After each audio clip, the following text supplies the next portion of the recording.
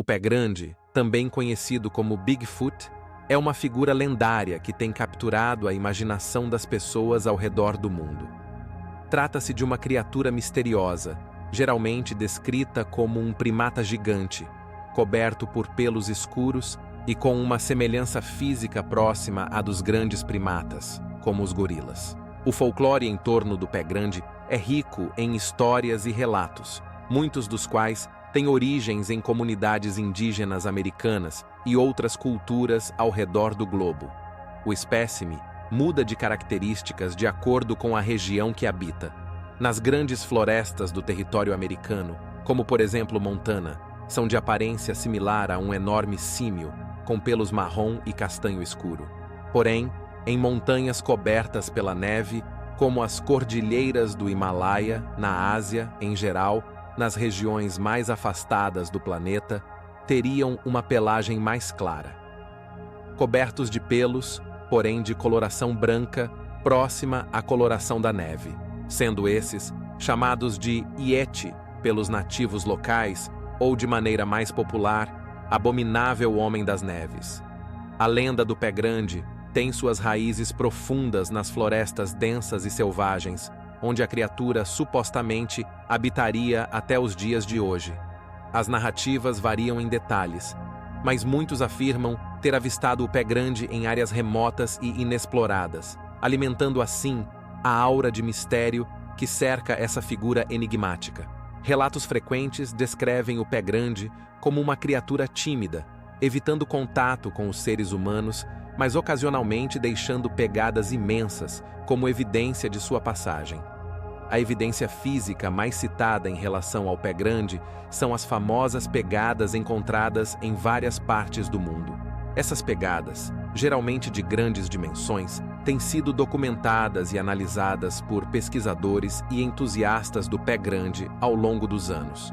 No entanto, muitos céticos argumentam que essas pegadas podem ser explicadas por fenômenos naturais, como a deformação do solo ou impressões deixadas por outros animais. Apesar das controvérsias e da falta de evidências científicas conclusivas, a busca pelo Pé Grande continua atraindo a atenção de exploradores, caçadores e pesquisadores dedicados.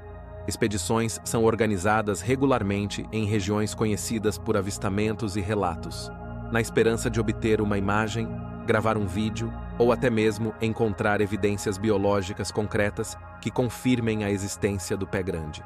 Estima-se que, em média, anualmente existam em torno de 200 contatos de pessoas com essa criatura, sendo eles documentados ou não.